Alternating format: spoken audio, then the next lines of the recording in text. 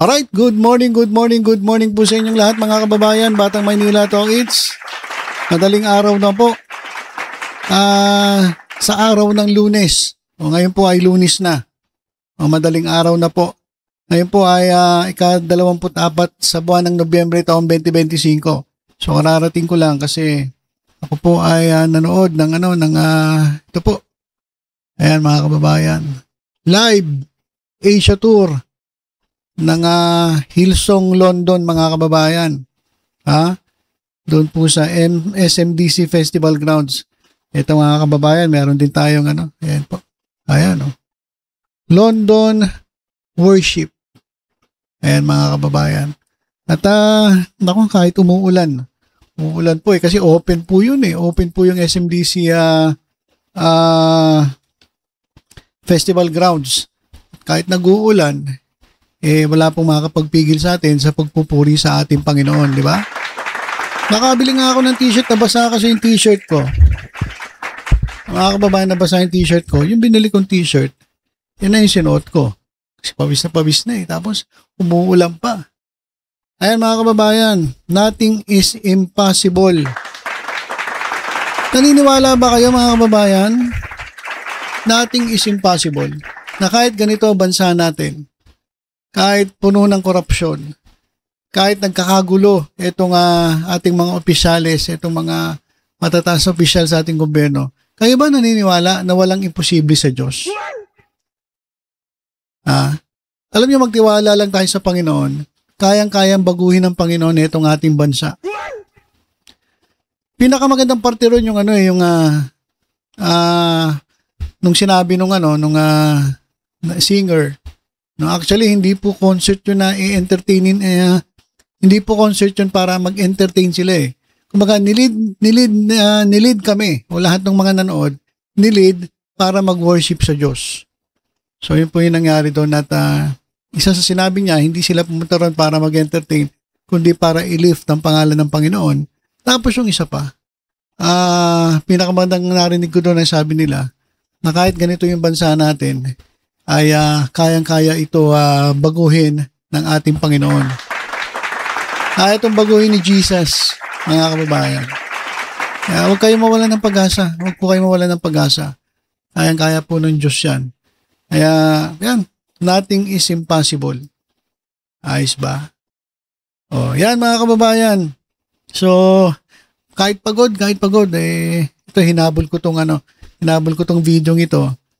At isa-share ko lang naman itong kasi ito si Harry Roque. Nag-iingay na naman Nag-iingay na naman to si Harry Roque. At kung ano na naman ang sinasabi. Kasi mga kababayan, nag-request na po kasi ang Philippine government ng Interpol Red Notice. Laban po dito sa kanya. Sabi ng PAOK spokes.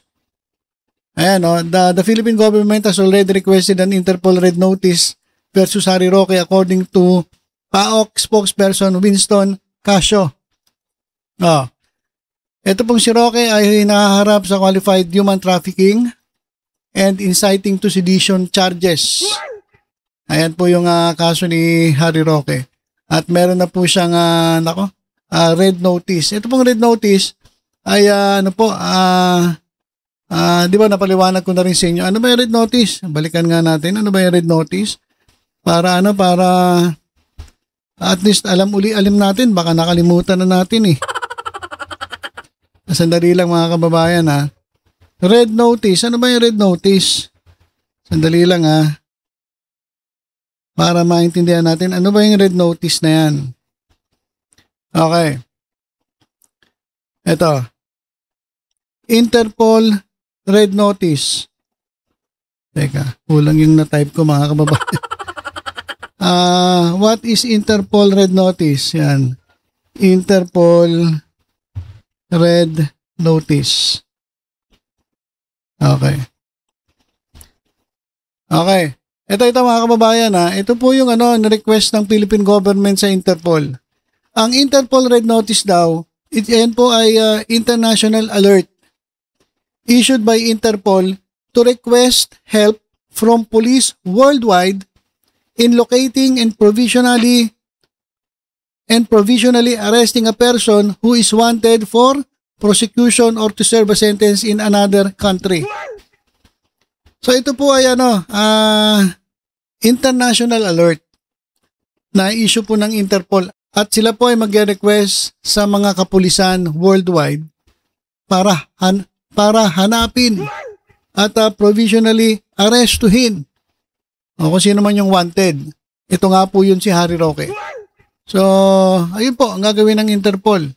I-alert nila yung international community para tulungan silang hanapin ng mga police worldwide etong si Harry Roque at arestuhin.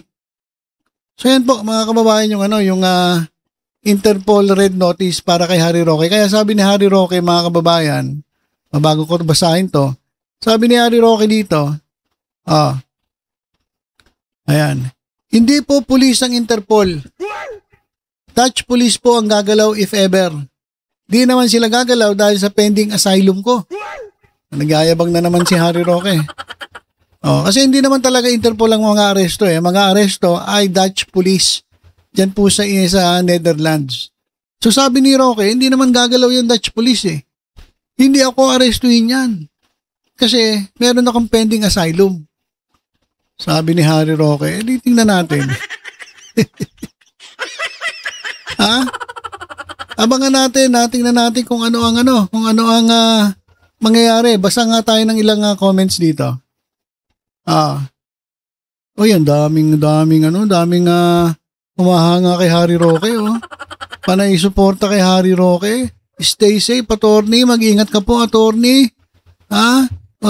Batas bangag. Ngayon, okay, Maya, di mo alam kung ano mangyayari. Utak bangag nga. Ay, grabe, dahil palang fans ni Harry Roque dito, desperate na mga bangag. God is protecting you, Spox Harry. Ay, grabe, ang dami na pala ni Harry Roque na brainwash. Ang dami na pala ni Harry Roque na brainwash, mga kababayan. So ito, mga kababayan, pakinggan natin itong si Harry Roque. May sinasabi na naman itong tulonggis na to Mahina yung internet niya Mahina yung internet. Siguro naghihirap na to. Hindi na maka-afford ng mamahaling internet. Paputol-putol Pero banda rito, mga kababayan, play natin para marinig natin kung ano sinasabi ni Harry Roque. Medyo nagurgor kung kailan mainit ang sinasabi ko. Sa sinasabi ko nga, Nikiti, maghinay-hinay ka dyan, walang personalan. Minsan, hindi ako sumagot sa iyo sa mga paratang mo. Okay? Pero malinaw na malinaw. Wala kayong ebidensya sa akin for human trafficking dahil ebidensya nyo lang, yung ako'y nag-represent sa Whirlwind sa isang kasong ejectment na hanggang Supreme Court ay nakabinbin ngayon. At pangalawa, yung pagsama ko sa PAGCOR kay Cassandra. Ano naman ibig sabihin doon? Lawyering yan. Kasalanan ba mag-lawyer? Tapos sasabihin nyo, trafficking. Pero ginawa nyo nga yan para mapauwi ako, para mapakancel ang passport ko, para maka-red notice alert kayo. Pagdating sa passport, bahala na po si judge. Ako naman ay nagtitiwala sa kanya. Okay? Bahala na siya. Basta ako, malinaw po ang definition ng fugitive from justice sa batas mismo. Kung ang gustong gamitin ng batas ay common meaning ng fugitive from justice, siguro hindi na kinailangan na magkaroon ng special na meaning. Pagdating naman po sa Interpol Red Notice Alert, yan naman po ay sa mulat-mula sinasabi ko, hindi po yan warrant of arrest. Yan ay request lamang para makapagtulungan ang mga alagad ng batas kung nasaan yung taong hinahanap para mahuli yung taong yan. So isa lang po yan. Isa lang po yan na po pwedeng magpatupad. At yan po ay ang Police Dutchland, Police Holland. At bakit na madali ipapatupad nila yan, alam na lang nila na asylum seeker ako. Hindi ko naman po sinasabi na ako'y espesyal dito sa Holland, pero walang kaduda-duda po, alam nila na ako'y asylum seeker dito dahil ako po ang pinaka-high profile asylum seeker ngayon dito sa Holland. So, alam nila kung bakit ako hinahabol ng gobyerno, no? Dahil ako talaga ay naging tapat kay Presidente Rodrigo Roa Duterte. Hindi po ako nagsisisi. Hanggang aking kamatayan, hindi ako nagsisisi sa pagiging tapat kay Presidente Rodrigo Roa Duterte dahil ako, tumatanaw po ako ng utang na loob na ako'y binigyan ng pagkakataon ni Tatay Digong na magsilbi sa bayan ng tapat. At yan po ay aking ginawa. Uulitin ko po muli lahat ng aking ginawa. Dahil naniniwala ako na si Tatay Digong ang naging pinakamagaling na presidente sa kasaysayan ng Pilipinas I will not apologize for it. I will not regret it. Hanggang sa huli, sinasamahan po natin si Tatay Digong. So, sa mga naaabala, sa mga balita, wag po kayo mag-abala. Ako naman po ay nag-aaral pa rin ng international law, bagamat naturo ko na po yan na halos 20 anyos. Alam ko po mga karapatan ko bilang isang asylum seeker, kahit anong gawin po nila, hindi nila ako makukuha hanggang hindi matapos ang proseso kung ako nga po ay biktima ng pagigipit dahil sa aking paniniwalang politikal. Yun lang po. Pero maraming salamat po doon sa mga naaabala. Kaya yan ay nagpapakita na nasa likuran ko kayo, sumusuporta, at ako naman po, gaya na aking pagtanaw ng utang na loob kay Tatay Digong, tumatanaw din ako ng utang na loob sa inyong lahat. Maraming salamat po muli sa inyong walang batid na suporta at pagtitiwala. Mahal ko po ang Pilipinas, mahal ko po ang mga Pilipino, dahil isa lang po ang aking lupang sinilangan. Hanggang sa huli po, walang pagsisisi, dahil naniniwala ako na malinis na pamamahala na pinakita ni Tatay Digong ay sapat na dahilan para ako ay maging tapat sa kanyang liderato at panindigan ang mga prinsipyo na kanyang tinayuan bilang isang presidente ng Pilipinas. Salamat po at hanggang sa muli nating pagkikita, ito po yung Spokes ng Bayan nagsasabi, I love you Philippines, you're the only country that I have, you're the only country that I love. Bye. Okay, so ayan mga kababayan, Harry Roque. At malakas ang loob niya. No? Kumpiyansa siya na hindi siya huhulihin. O dyan po sa, sa Holland. O dahil daw siya isang asylum seeker. So bilang isang asylum seeker ay hindi siya basta-basta dadamputin. Kahit nag-issue ng red notice, etong Interpol. Abangan natin. Abangan natin. At sabi niya, mahal niya daw ang Pilipinas. Di umuwi ka na muna rito. Total, mahal mo naman pala Pilipinas, umuwi ka na. At dito ka na magpaliwanag. Hindi yung nagtatago ka dyan sa Holland. Holland. Netherlands ba yun, Holland? Ako magkaiba yun Holland. Pero sabi niya Holland daw At ito raw Dutch police ay hindi raw siya aarestuhin. Dahil siya raw ang isa sa mga high profile na asylum seeker dyan po sa lugar ng Holland o dyan po sa kung saan siya nagtatago.